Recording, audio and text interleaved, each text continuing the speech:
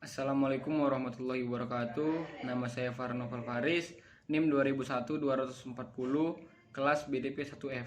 Di sini saya akan menyebutkan unsur-unsur hara, makro dan mikro, dan fungsinya dari masing-masing unsur terhadap tanaman kelapa sawit sebagai berikut. Di sini saya akan menjelaskan unsur hara makro terlebih dahulu.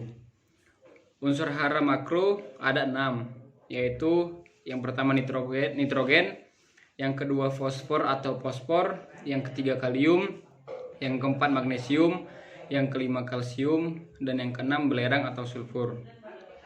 Nitrogen berperan dalam pembentukan sel tanaman kelapa sawit, jaringan dan organ tanaman. Yang kedua fosfor atau P merupakan komponen penyusun beberapa enzim, protein, ATP, RNA, dan DNA.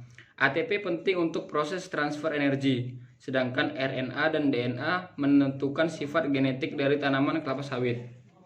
Yang ketiga kalium atau K. Kalium berperan sebagai pengatur proses fisiologi tanaman kelapa sawit, seperti fotosintesis, akumulasi, translokasi, transportasi karbohidrat, dan membuka menutupnya stomata. Yang keempat ada magnesium atau Mg, adalah aktivator yang berperan dalam transportasi energi beberapa enzim di dalam tanaman kelapa sawit. Yang kelima kalsium atau Ca. Unsur ini yang paling berperan adalah pertumbuhan sel. Komponen yang menguatkan dan mengatur daya tembus dan merawat dinding sel. Dan yang keenam belerang atau sulfur atau S, berperan untuk membentuk asam amino berupa sistein dan metionin pada tanaman kelapa sawit.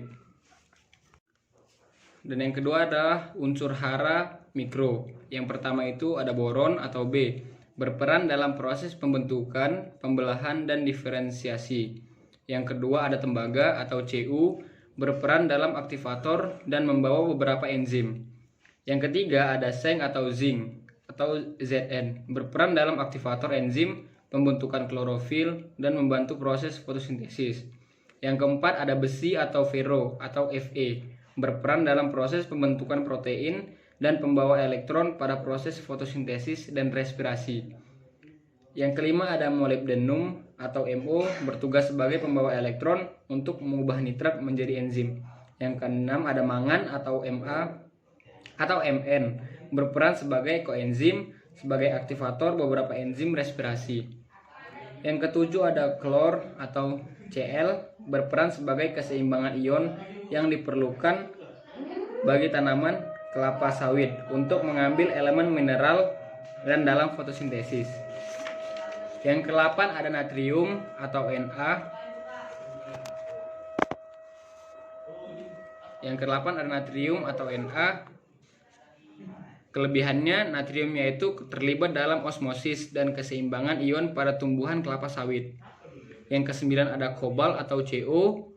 Kelebihan kobalt yaitu jauh lebih tinggi untuk fiksasi nitrogen daripada amonium gizi. Yang kesepuluh ada silikon atau Si, berperan dalam meningkatkan hasil melalui peningkatan efisiensi fotosintesis dan menginduksi ketahanan terhadap hama dan penyakit. Ditemukan sebagai komponen dari dinding sel.